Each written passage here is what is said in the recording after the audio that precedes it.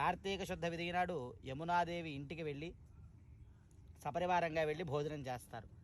ఆ భోజనం చేసిన తర్వాత ఆవిడ చూపించినటువంటి అనురాగ ఆప్యాయతలన్నిటికీ కూడా ఈయన ముగ్ధుడే. ఏదైనా వరం కోరుకోమని చెప్పేసి యమునాదేవిని అడుగుతారు. అప్పుడు ఆ యమునాదేవి, ఎవరైతే నువ్వు వచ్చిన ఈ యొక్క కార్తీక విధి నాడు తన సోదరి ఇంటికి వెళ్ళి భోజనం చేస్తారో అతనికి నరకలోక ప్రాప్తి కానీ అపమృత్యు దోషాలు కానీ లేకుండా ఉండమని చెప్పేసి యమునాదేవి అడుగుతుంది.